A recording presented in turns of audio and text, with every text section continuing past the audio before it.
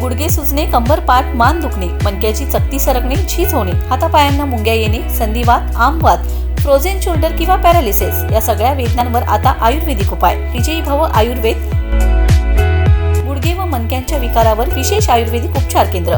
नेवरी, तालुका कडेगाव, जिल्हा सांगली. पुणे त्रिमूर्ती चौक, धनकवडी. मुंबई दादर पश्चिम. आजच संपर्क करा.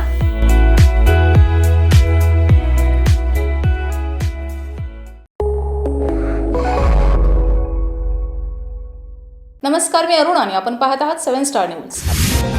राज्यातील महायुती सरकारकडून लवकरच बहुप्रतीक्षित महामंडळ वाटपाची प्रक्रिया पूर्ण केली जाणार असल्याची माहिती समोर आली आहे.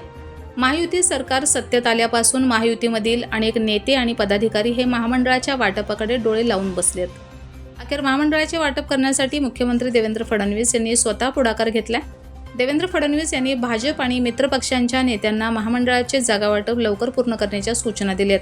त्यामुळे सध्या महायुतीचे नेते आणि पदाधिकारी यांच्यात आनंदाचं वातावरण आहे. सूत्रांच्या माहितीनुसार येत्या महिनाभरात राज्यातील महामंडळाचे जागा वाटप पूर्ण होईल.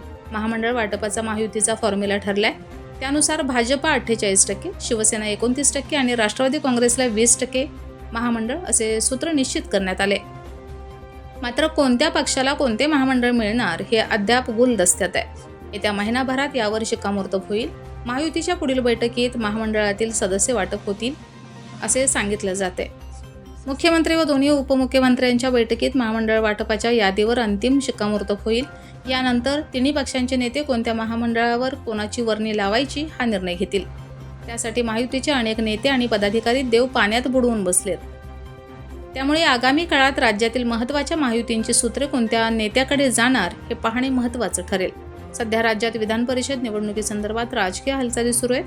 विधान परिषदेच्या स्थानिक स्वराज्य संस्थेच्या 16 जागावर निवडणूक होणार आहे. 18 जून रोजी मतदान तर 22 जून रोजी मतमोजणी होणार आहे. एकूण 17 जागावर निवडणूक होणार, ज्यातील एका ठिकाणी पोटनिवडणूक होणार आहे. त्या दृष्टीने विधान परिषदेच्या किती आणि कोणत्या जागा कोण लढणार याबाबत सध्या महायुतीत बोलणी सुरू आहे. ही निवडणूक बिनविरोध झाल्यास 18 जून रोजी सकाळी धामधूम संपेल. मतदान झाल्यास 22 जूनपर्यंत राजकीय डाव, प्रतिडाव आणि चुरस पाहायला मिळेल. त्यानंतर महामंडळ वाटपाच्या प्रक्रियेला गती येण्याची शक्यता आहे. तत्पूर्वी महायुतीचे नेते आणि कार्यकर्त्यांकडून आतापासून महामंडळावर आपली वर्णी लावून घेण्यासाठी मोर्चे बांधणी सुरू होईल. त्यामुळे पुढील काही दिवसांमध्ये या राजकीय घडामोडीकडे पाहणे औत्सुक्याचं ठरेल.